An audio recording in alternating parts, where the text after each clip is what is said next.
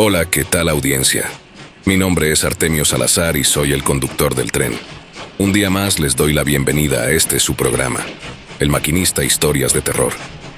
Así que prepárense un café, pónganse los audífonos y disfruten este relato.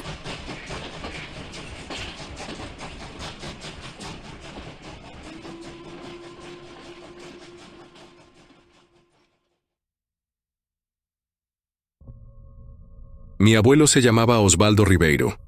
Fue un hombre simple y fuerte, un pescador que vivió toda su vida a orillas del río Javari, en el corazón del valle de Javari, en la región amazónica de Brasil. Siempre fue una persona reservada, poco habladora, metódica en su trabajo y con un respeto profundo por la selva que lo rodeaba. Nunca abandonó su hogar, ni buscó la ciudad, porque para él la vida estaba en el río y en la naturaleza. Cuando era niño, pasé muchas temporadas con él. Recuerdo que su presencia imponía calma, aunque también había un aura de misterio a su alrededor. No era de contar muchas historias, ni de dejarse llevar por fantasías. Era un hombre de hechos, de acciones concretas. Pero hacia el final de su vida, cuando ya estaba enfermo y cansado, comenzó a compartir conmigo una historia que había mantenido en silencio por décadas. Una historia extraña, que a simple vista parecía imposible de creer. Sin embargo, desde que la escuché, nunca dudé de la verdad detrás de sus palabras. Mi abuelo me contaba fragmentos de aquella experiencia, siempre con prudencia, como si temiera revivirla con solo hablarla. No era un relato completo, ni ordenado, sino más bien destellos de recuerdos que él mismo parecía intentar comprender. Me advertía que no la contara a cualquiera y que no buscara respuestas fáciles. Yo, entonces un niño curioso, quería saber más, pero él insistía en la cautela.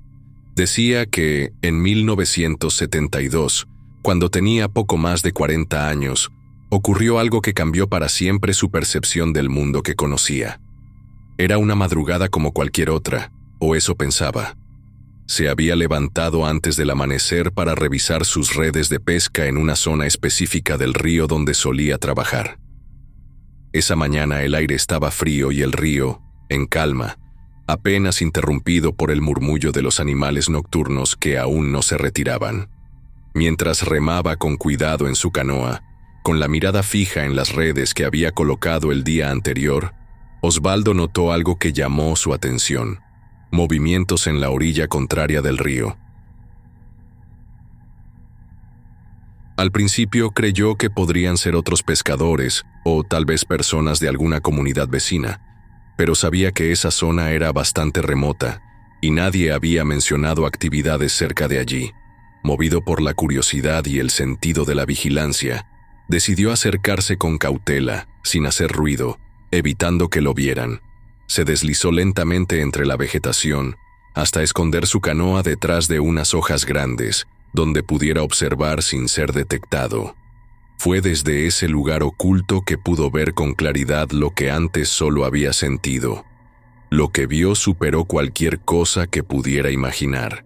Frente a sus ojos había criaturas que no pertenecían a su mundo conocido.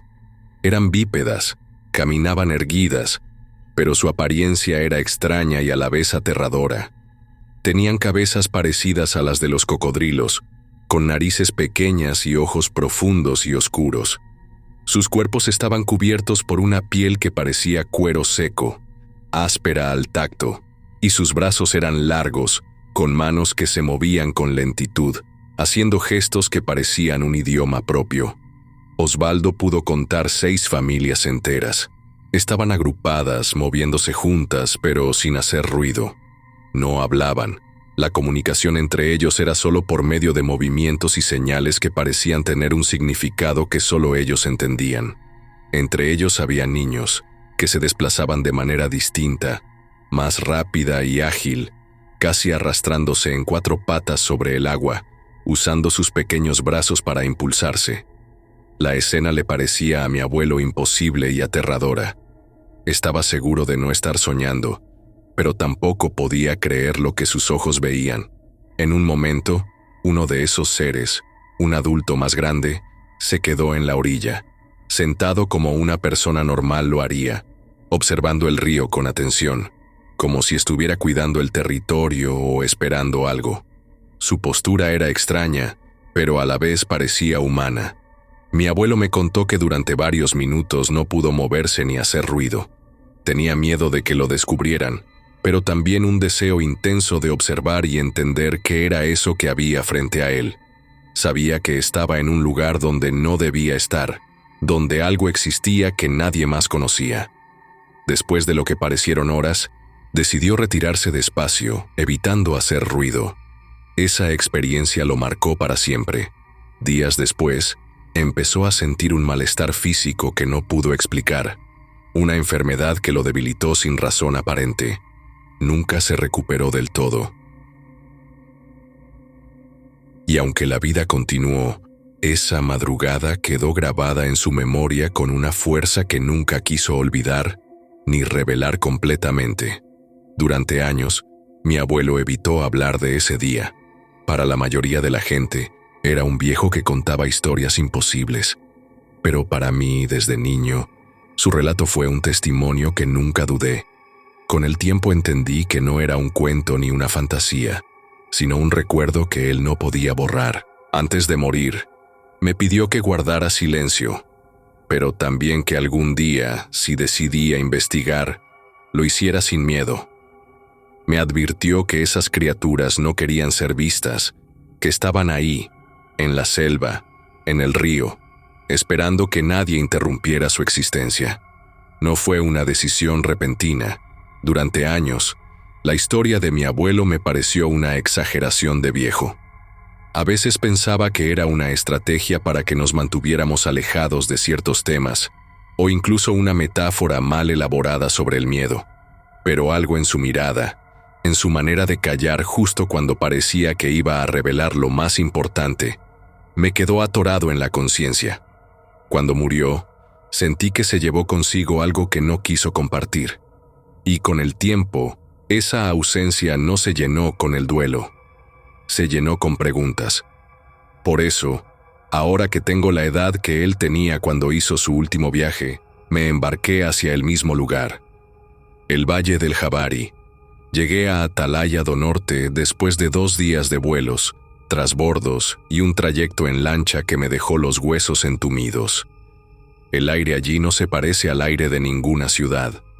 El pueblo es pequeño, apenas unas calles de terracería que se embarran al mínimo contacto con la lluvia. La gente no saluda con entusiasmo, y los pocos que me miraban lo hacían con una mezcla de desconfianza y resignación, como si supieran que yo no iba a durar mucho.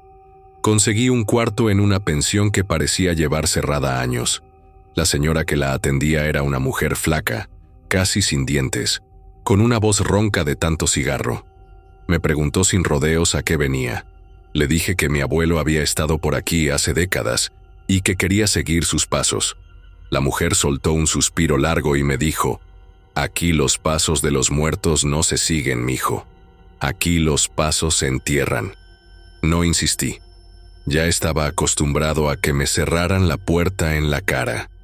Al día siguiente salí a caminar por el pueblo. Hay un mercado improvisado junto al río, con puestos hechos de lonas y palos de madera. Venden frutas, pescados que todavía se mueven en las cubetas, y objetos tallados por los indígenas que bajan de las comunidades cercanas. Me acerqué a un grupo de hombres sentados en la orilla, fumando y bebiendo cachaza desde una botella sin etiqueta.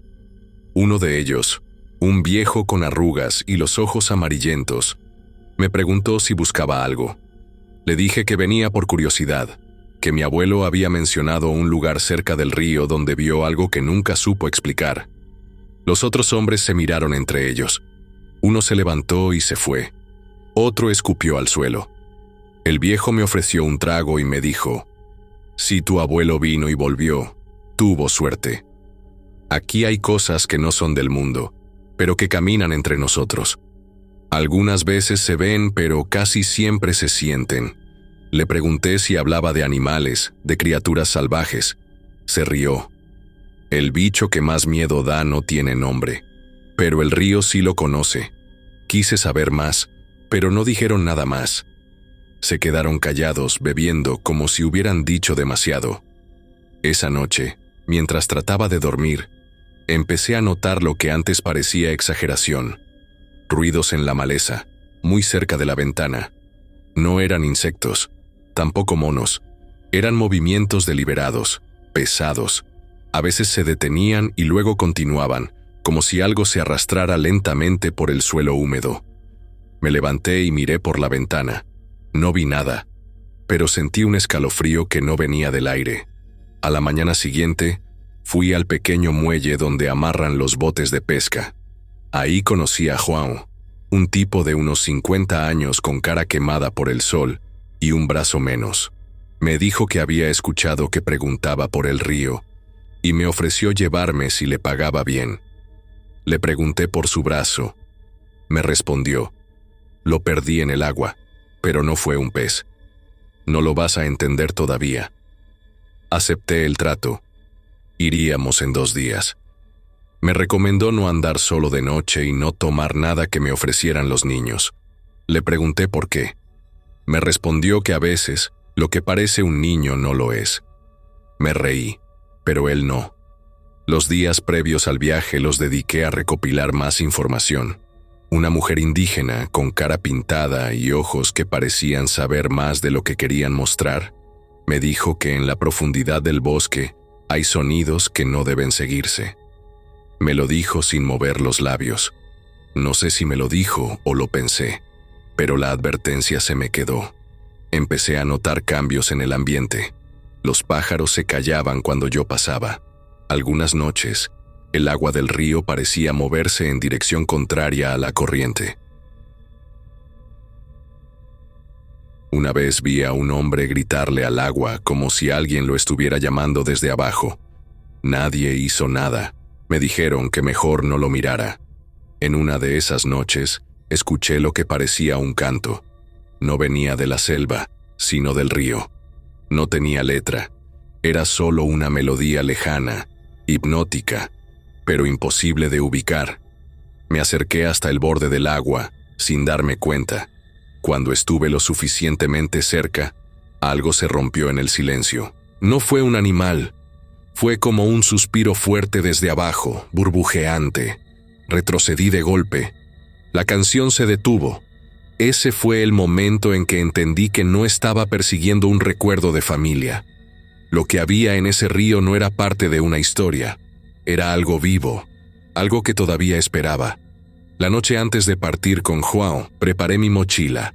No sabía qué iba a encontrar, pero sentía que ya no había marcha atrás. No dormí. Me quedé mirando el techo de madera podrida, escuchando los ruidos del monte. Cada crujido, cada silbido lejano, me decía que estaba a punto de entrar a un lugar donde las reglas del mundo dejaban de aplicarse. No me sentía valiente.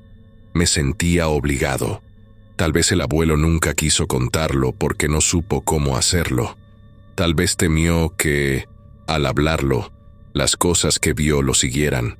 Yo no tenía ya opción. Lo había buscado, lo había provocado. Ahora me correspondía entrar al bosque, no por él, sino porque desde hace días sentía que algo del río ya me conocía por mi nombre. Durante la primera jornada río adentro, el silencio se volvió protagonista. No era el silencio completo, sino ese donde los sonidos del bosque se vuelven constantes. Grillos, pájaros, algún mamífero ocasional, pero también un murmullo como si alguien hablara bajo el agua. Joao en un momento bajó el remo y se quedó quieto. Me miró. Aquí empiezan las partes en las que uno ya no debe hacer preguntas, dijo. Después volvió a remar. Esa noche acampamos cerca de una pequeña playa fluvial. Prendimos una fogata y cocinamos algo simple. En el silencio de la noche, Juan rompió su reserva con una historia. Cuando yo era niño, un primo de mi padre desapareció. Dicen que fue a pescar al brazo viejo del río, ese que se forma cuando baja el cauce. Encontraron su canoa con marcas raras. Nunca hallaron su cuerpo. La gente decía que el río se lo tragó. Pero mi abuela decía otra cosa. Decía que los otros no lo querían cerca, que se lo llevaron por mirar de más. ¿Los otros?, pregunté, casi conteniendo la respiración. No los nombramos, los que no caminan como nosotros, los que duermen bajo la corriente. No dormí bien esa noche. La fogata se apagó poco antes del amanecer, y aunque nunca escuché pasos ni ramas quebrarse, juro que sentí algo rondando, como si una sombra pesada se quedara sobre mi pecho. Cuando abría los ojos no había nada, pero en mi mente se repetía la frase de Juan: los que duermen bajo la corriente. El segundo día nos llevó a una zona aún más densa. La vegetación era más alta. Los árboles formaban una cúpula que oscurecía el paso del sol. El aire era espeso, casi pegajoso. João me dijo que nos acercábamos a una región que los matsés evitan, una especie de margen tácita que no cruzan, no por miedo, sino por respeto. En un recodo del río, cerca de un afluente casi oculto, nos detuvimos para comer. Ahí encontramos una construcción antigua de piedra y barro, cubierta por musgo y raíces. Juan dijo que no era de los pueblos que él conocía. «Hay cosas que ya estaban aquí antes que nosotros», murmuró. Dentro, apenas visible bajo los escombros, hallamos una tabla de madera grabada con figuras primitivas. No eran humanas. Una de ellas mostraba un ser agachado junto al agua, con cola larga y ojos saltones. Otra mostraba una figura más pequeña, quizás un niño, siendo llevado hacia el río. No era arte moderno, ni turístico, ni hecho para asustar. Tenía la crudeza de algo transmitido por generaciones, y el trazo torpe de alguien que no buscaba impresionar a nadie. Esa noche fue peor que la anterior. Los grillos callaron justo después del anochecer, y eso, en la selva, no es normal. Es como si un teatro lleno de músicos se quedara mudo a la mitad del concierto. El silencio se volvió un zumbido. Luego vinieron los sonidos. Algo caminaba cerca.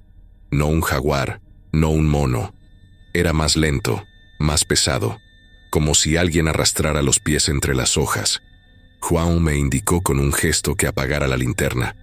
Nos quedamos quietos, agachados, sin respirar. Fue entonces cuando lo vi. Al otro lado del claro, justo más allá del borde del campamento, una figura se asomó entre dos árboles. No era alta, pero tampoco baja. Estaba encorvada, como si llevara un peso en la espalda. Su piel parecía húmeda, brillante, como escamas a medio secar. No tenía ropa. Caminaba erguido, pero con un vaivén animal. Lo vi mover la cabeza como olfateando. Luego se agachó, metió una mano en el agua y se quedó así, inmóvil. Pasaron 5 minutos, 10, no estoy seguro. En algún momento, simplemente se sumergió y ya no estuvo. Juan no dijo nada. A la mañana siguiente recogió todo y me miró serio. «Ya lo viste. Decide tú si quieres seguir». Le pedí que se quedara. Accedió, pero con una condición. Si volvíamos a ver algo, nos retiraríamos sin dudarlo. Esa tarde encontramos a un anciano indígena, un matsés, en una comunidad remota. Se llamaba Tamuk. Hablaba un portugués muy básico, pero al oír la historia de mi abuelo, traducida por Juan, se quedó en silencio largo rato. Luego dijo algo que me dio escalofríos. Mi abuelo también vio lo mismo. Dicen que ellos cuidan algo muy viejo, algo que no debe despertar. Le pregunté si sabía qué eran. Tamuk negó con la cabeza. No son espíritus, no son animales, son lo que estaba antes del tiempo. Y si los miras, te miran también. De noche estuve pensativo. La historia de mi abuelo ya no era solo un relato aislado. Había otros, había rastros. La selva no había olvidado, y yo tampoco podía hacerlo. Al amanecer, decidí seguir. Tenía que ver más, aunque una parte de mí ya supiera que, al hacerlo, algo dentro de mí cambiaría para siempre. No sabría decir con certeza en qué momento João comenzó a cambiar. El viaje hasta ese punto había sido callado, sí, pero no incómodo. Durante el día hablaba poco, pero lo justo para orientarme, para decirme qué árboles evitáramos, qué nubes debían preocuparnos y qué sonidos eran señal de que debíamos detenernos. João conocía la selva como si la hubiese parido su madre. Pero cuando llegamos a ese brazo del río, uno que no aparecía en ningún mapa, algo en su cuerpo se volvió rígido. Me dijo que allí no acostumbraban a acampar, que era un lugar viejo. No en el sentido geológico, sino espiritual, si se puede llamar así. Antes de nosotros ya caminaban otros por aquí, murmuró mientras amarraba su hamaca entre dos ceibas delgadas. Me pidió que no encendiera fuego. Ni luz, ni palabras después de que baje el sol. Si escuchas cosas, no respondas. Si ves reflejos, no los sigas. Dijo eso sin mirarme a los ojos, como si repitiera una instrucción que no era del todo suya. A las 7 de la noche, el río ya era una plancha de oscuridad total, ni una luciérnaga, ni una chispa de luna. Y sin embargo, había un resplandor tenue que venía del agua misma, un brillo lechoso que no se explicaba con lógica. João ya estaba dentro de su manta, espalda a la orilla, y yo, por más que intenté hacer lo mismo, no pude. Algo me tenía despierto. Era como si el río respirara distinto, como si cada pequeño movimiento mío se repitiera allá, en la otra orilla, no con eco, sino con gesto. Di un paso atrás y vi que, al frente, otra figura hizo lo mismo. Al principio pensé que era mi sombra, distorsionada, pero no había luz. Tampoco era un animal. Lo supe porque sus brazos eran demasiado largos y sus piernas no flexionaban como las de un hombre. Era delgado hasta lo grotesco, como si su piel no tuviera carne debajo. Su cabeza, no sabría describirla con certeza. Tenía ojos, pero no parpadeaban. Solo me miraban. Y lo más perturbador fue cuando alcé una mano y esa cosa hizo lo mismo. Pero un instante después, no a la vez, no era un reflejo, era una respuesta. Le hablé a João, pero no se movió. Me acerqué, le toqué el hombro y entonces vi que temblaba. No de frío, de miedo. Abrió los ojos pero no me miró. Dijo en voz baja: «No respondas, no los mires. Si te devuelven la mirada, ya saben tu nombre». «¿Quiénes?», pregunté aunque ya lo intuía. «Los del agua», dijo y se cubrió por completo con su manta, murmurando una oración en un idioma que no entendí. Me quedé quieto un rato más. La figura del otro lado ya no imitaba mis movimientos. Estaba parada, observando, con la cabeza ligeramente inclinada, como un animal curioso. Luego, sin más, desapareció, no por huida, sino como si se desdibujara, como si volviera a fundirse con el agua misma. Dormía a ratos, o eso quiero creer. Al amanecer, João estaba en pie, pálido, con los ojos enrojecidos. Había recogido su hamaca y cuando le pregunté si había visto algo, solo dijo: «Ven, mira esto». Caminamos hacia la orilla. No la que enfrentaba al supuesto reflejo, sino la más seca, a unos metros del campamento. Allí, en el barro húmedo, había huellas. Pero no eran huellas de pies humanos ni de ningún animal que yo conociera. Eran alargadas, con 3 dedos al frente y uno atrás, como si fueran zarpas, pero sin garras. Lo más inquietante no era su forma, sino su disposición. Estaban orientadas hacia el campamento. Alguien, o algo, se nos había acercado por detrás durante la noche. João me miró por fin con franqueza. «Ya no puedo seguir, hijo. Hasta aquí te acompaño». ¿Por miedo? «Por respeto, si me quedo, no regreso. Tú todavía puedes elegir, pero si te vas más adentro ya no vas a ver como antes. Y peor, lo que hay aquí te va a empezar a ver también». Nos quedamos en silencio largo rato. Él empezó a empacar sus cosas mientras yo me quedaba ahí, observando las huellas. Quise pensar que era todo parte de mi obsesión, de mi idea terca de querer entender lo que mi abuelo nunca explicó del todo. Pero no era su gestión. Las huellas estaban allí. João las veía también, y la figura en la noche, eso no me lo inventé. Cuando nos despedimos, João me dijo una última cosa. «Si sientes que algo te llama por tu nombre, Y tú no lo dijiste primero. No respondas, ni aunque lo diga con la voz de tu abuelo. ¿Crees que me voy a encontrar con él? No, pero puede que algo sepa cómo sonar como él. Desde ese momento seguí solo. Crucé el río, bordeé la orilla donde la figura se apareció y me interné más allá. Esa noche no encendí fuego, no hablé, pero mientras me recostaba escuché una voz, tenue, a lo lejos. No era João, tampoco era el viento. Era una voz que conocía, una voz que me decía, vente, como si me hablara desde los bordes de un sueño. Una voz que no debía estar allí. Entonces supe, con absoluta claridad, que João tenía razón. Lo que me observa sabe cómo sonar como nosotros.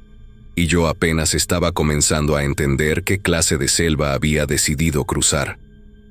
Después de que João se fue, quedé solo en medio de la selva.